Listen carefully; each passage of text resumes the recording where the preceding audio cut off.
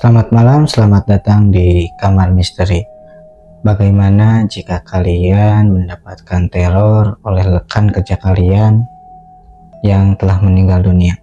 Kali ini kita kedatangan narasumber yang mempunyai kisah seperti itu. Jadi tutup mata kalian, pasang telinga, and let's welcome at you. Selamat malam Kang. Selamat malam. Bisa diperkenalkan terlebih dahulu? Oke, nama saya Nandi Hardian. Saya berasal dari Bandung Barat. Dan ini kejadian tahun 2013. Waktu itu saya kerja di suatu hotel di Bandung Barat juga. Nah, ini kejadian kebetulan waktu itu ada rekan kerja saya yang meninggal, namanya Tony. Staf karyawan juga. Siang harinya meninggal, terus saya kebetulan waktu itu jadwal malam dari jam 11 malam sampai jam 7 pagi. Nah, itu kan lokasi hotelnya itu kayak di perkomplekan. Dan gak tahu kenapa pas saya berangkat kerja jam 10 agar lebih awal, itu suasana komplek udah sepi. Gak tahu kenapa gak seperti biasanya. Saya berpikirnya, oh ini hari Senin, weekday, mungkin sepi. Biasanya kan gak gini-gini juga gitu, gak sampai sepi banget. Kalau ini mendadak sepi, gak tahu kenapa ya. Padahal kan biasanya juga kalau weekday adalah beberapa tamu yang check-in. Ini gak ada banget. Saya kerja seperti biasa, masuk malam, over handle sama Andi waktu itu yang shift sore, over handle ke saya yang shift malam. Katanya, kok ini tamu sepi banget, katanya, kata Andi ya, saya. Mungkin weekday kali. Waktu itu sekitar bulan apa ya, saya lupa lagi, 2013, mungkin sekitar bulan Maret. Nah, setelah over handle, ini paling tugasnya cuma cek kamar aja, biar istilah perhotelan itu vacant clean, dibersihkan aja, cek-cek aja sekitar nanti subuh katanya.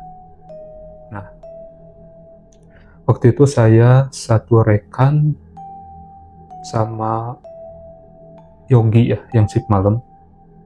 Kita cuma berdua, security di luar. Nah, sekitar jam 12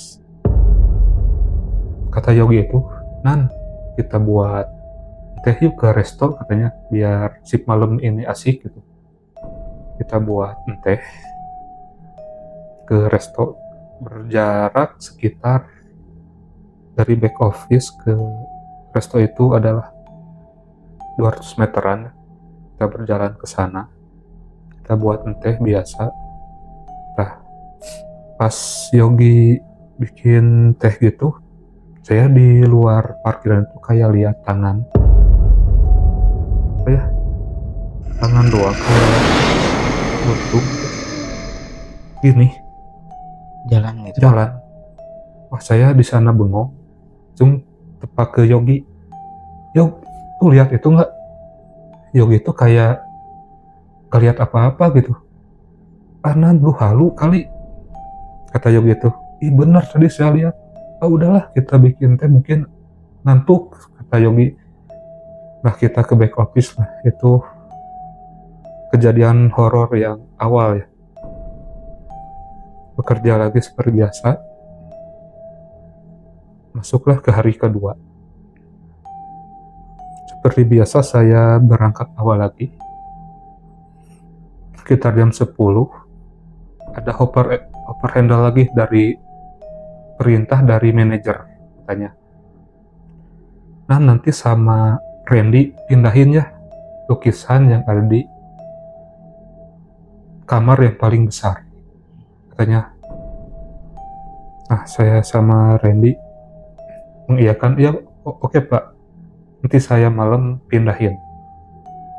Oke ya, pokoknya besok paginya tuh harus udah pindah ke ruangan saya, katanya. Nah, tibalah saya shift malam sama Randy. Saya laporan ke Randy, Ren, kata Vario, kita diperintahkan untuk memindahkan lukisan yang ada di kamar besar itu, katanya. Kata Randy, oh iya, lukisan Bali itu bukan? Iya, itu betul. Oke, kita pindahkan jam berapa? Ya, sekarang aja, lebih cepat, lebih baik kan. Berjalan ke villa. Seperti biasa. Ini lukisannya sebelah mana ya, katanya. Randy masuk. Saya tuh kekunci kan, yang villa besar itu. Ren, aku ngambil kunci ya, kan aku front office waktu itu. Oh iya, ngambil kunci. Nih Ren, Randy masuk duluan. Waktu itu saya keluar lagi ngasih karena ada yang kotor sedikit kan, sapu. Saya ngambil sapu, Ren, saya ngambil sapu dulu ya. Oh ya, saya duluan aja ya ngangkat lukisannya karena bisalah sendiri, kata Randy. Nah, setelah saya ngambil sapu, kembali lagi ke ruangan yang kamar besar itu, kok nggak ada suara gitu waktu itu. Ren, saya manggil-manggil nggak ada. Nah, setelah saya samperin, Randy pingsan. Udah tergeletak dengan lukisan yang udah kayak cabut gitu ya. Saya mencoba menyadarkan Randy, Ren, saya panggil security aja. Pak, tolong si Randy sadarkan. Nah, saya sama security masuk, dikasih minum dulu lah, si Randy mulai sadar sama kayak balsem gitu ya, mulai sadar.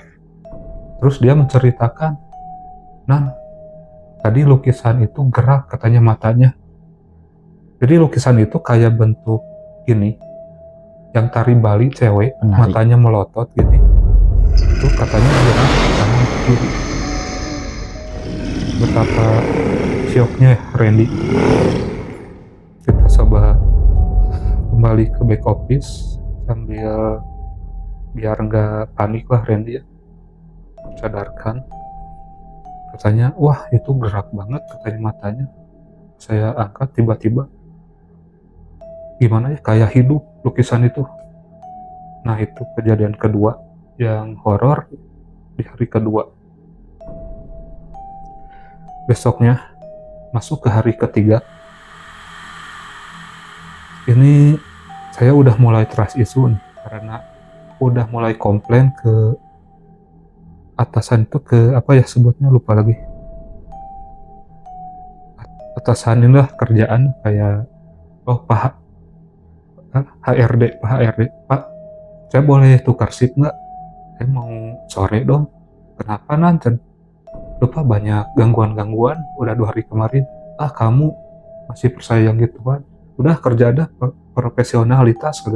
Oh ya Pak, saya nggak bisa ajukan bandingnya buat ganti shift. Ya saya terima aja lah, dan kerja malam lagi.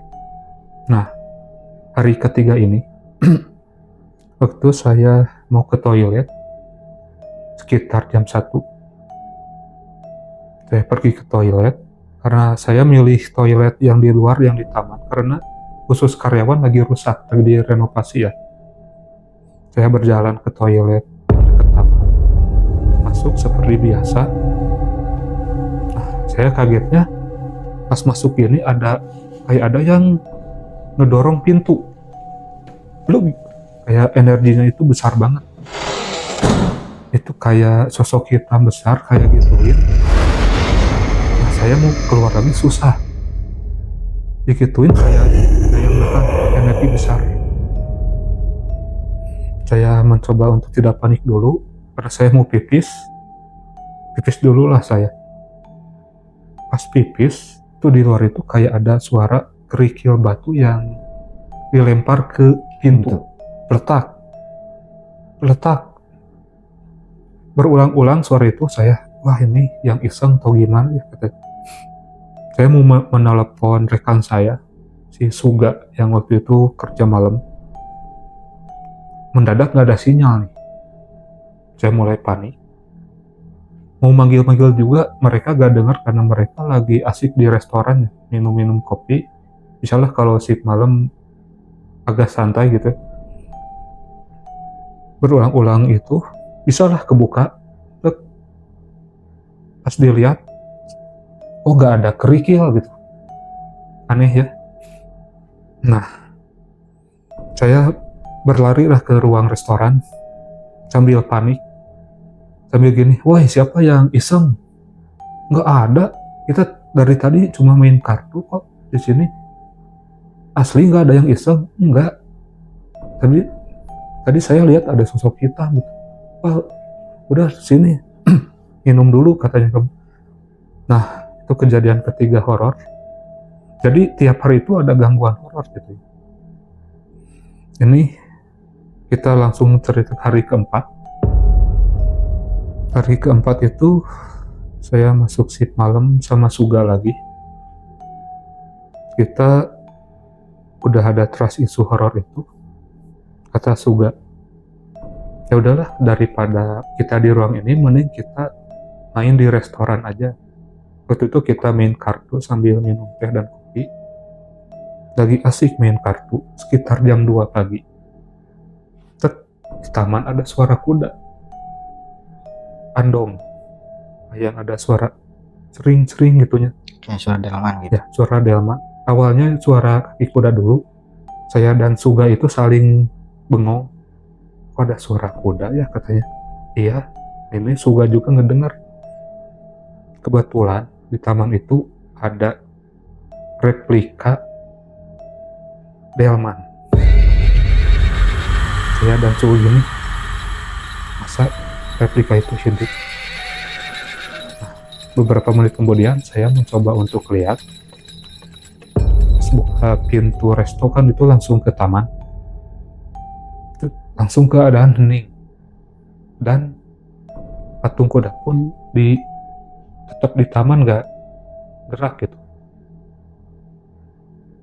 Nah, ini kejadian yang sangat aneh. Itu jelas banget saya dan Suga mendengar suara kuda, kayak gemerincing suara delmannya juga. Dan di sana kita masuk restoran lagi, kita tiba-tiba keringat dingin, udah pada keluar. Kita mencoba menenangkan diri dan sampai pagi alhamdulillah gak ada kejadian lagi. Kita masuk ke hari kelima ya. Besoknya saya udah mulai panik nih, ada gangguan apa lagi nih. Masuk malam, biasa aktivitas. Nah, waktu malam itu kebetulan lagi ada engineering baru nih yang masuk, lagi benerin listrik malam-malam. Namanya Pak Doni, itu masih ingat. Saya waktu itu lagi cek peralatan hotel yang harus ke ujung dulu. Di ruangan ujung itu kita lewat taman dulu, lewat lorong dulu buat ke ruangan linen peralatan hotel. Karena saya disuruh manajer buat hitungin stok buat besok grup. Katanya ada yang mau masuk. Katanya, nanti tolong cek linen buat persiapan nanti jika ada grup masuk, kita udah siap. Saya cek sendiri. Lewat taman, lorong, ada Pak Doni ini. Lagi benerin listrik. Katanya, Pak, semangat banget kerja malam. Gak jawab. Saya cuek, lagi serius mungkin Pak Doni. Masuk. Saya cek-cek seperti biasa. Itu tiba-tiba hujan. Si Suga nelpon, Nan, kesini dong kalau hujan, nanti aja lah kerjanya. Saya lagi sama Pak Doni nih ngopi. Saya lagi udah bilang gitu, sambil gemeteran. Lewat ini, Pak Doni masih ada. Itu beneran listrik.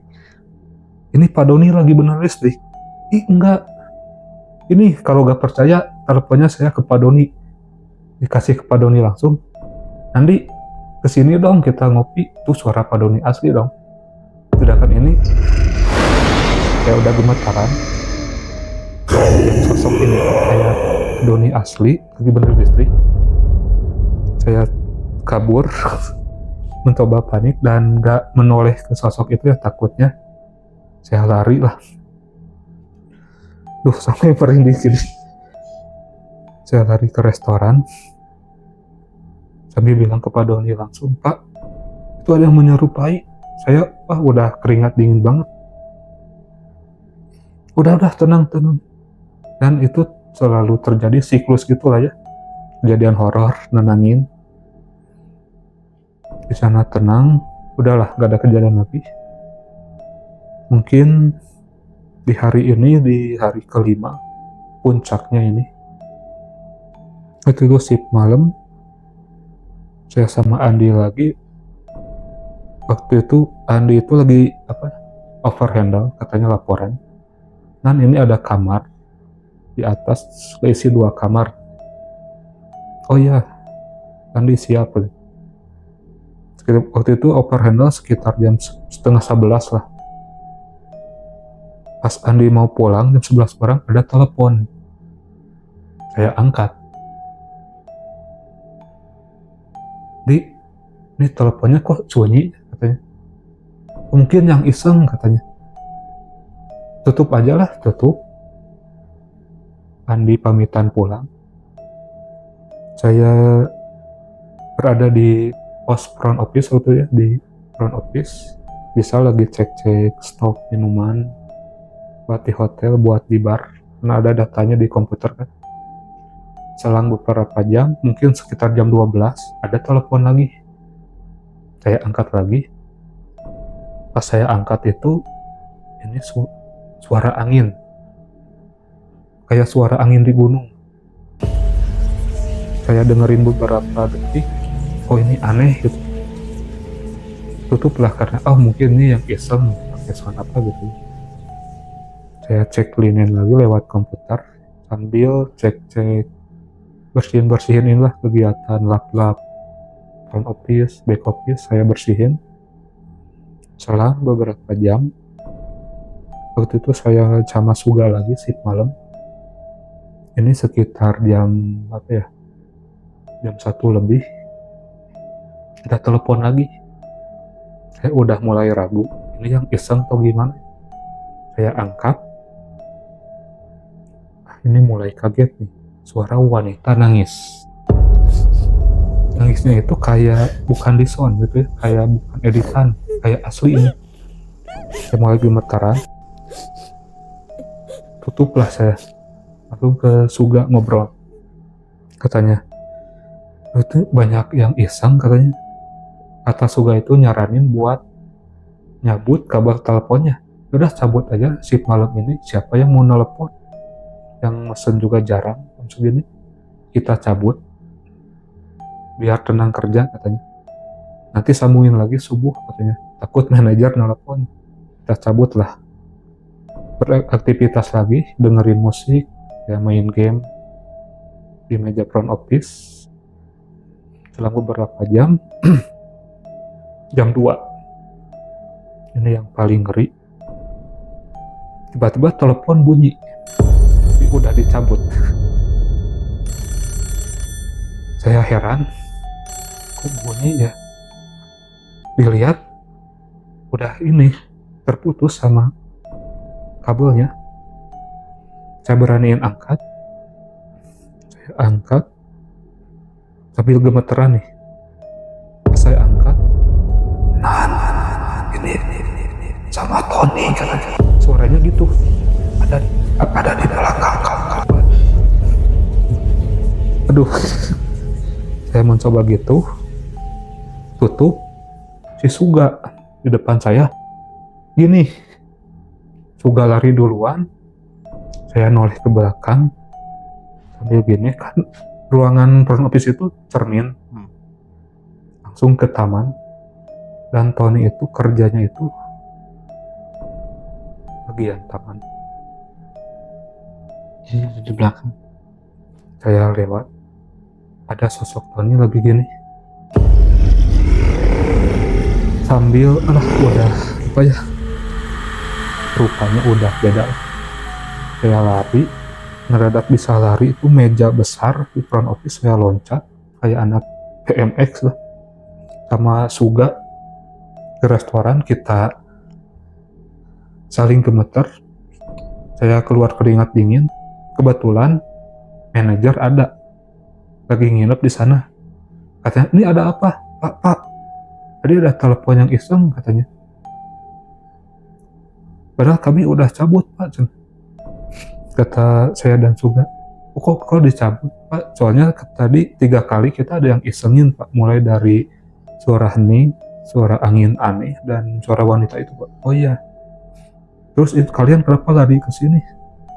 Kebetulan waktu itu mendengar mungkin manajer kami yang itu anaknya owner kebetulan lagi nginep di ruang, ada salah satu ruangan. Beliau nyamperin kita juga dan kita jelasin kronologisnya. Yang namanya manajer pasti gak percaya gitu. Udahlah kalian istirahat aja gitu. Kan di back office kita suka tidur waktu itu, ini kan shift malam, santai katanya, udah tenangin dulu aja. Nah, menuju subuh badan saya gemeter terus sampai saya keringat dingin, sampai pagi-pagi kayak demam. Setelah demam itu saya dikasih minum dulu sama rekan-rekan yang masuk pagi. Nah, kenapa? Saya ceritain lah, karena ini katanya, oh mungkin benar katanya, itu yang nelpon tuh Tony. Nah, kejadian tuh pulang ke rumah sekitar 3 hari saya sakit, efek dari ngangkat telepon almarhum itu, dan sampai sekarang saya masih terngiang-ngiang suara almarhum. Karena juga ya, semasa hidup Tony itu dekat banget sama saya. Pantes. Hingga saya ditelepon langsung oleh almarhum, dan di beberapa hari setelah sakit saya di sana sekitar udah ada kerja 2 tahunan. Saya mencoba mengajukan resign karena udah trauma kali ya, banyak gangguan gaib juga. Dan setelah beberapa bulan saya mengumumkan resign dan memutuskan untuk berhenti kerja di sana. Mungkin itu ucapan terakhir kali ya dari almarhum Tony buat perpisahan ke Anandi. Sedihnya ada, dan itu juga ada. Itu sih pengalaman paling mengerikan. Karena pribadi saya takut juga ya ketika telepon udah dicabut, masih bunyi dan itu diangkat dari alam yang lain. Dan orangnya dan di belakang. Jadi Anandi, terima kasih udah cerita, datang ke Kamar Misteri. Jika kalian suka cerita kali ini yang disampaikan oleh Anandi, jangan lupa di like, komen, dan subscribe. Sampai jumpa lagi. Sampai jumpa. Tell me your other side.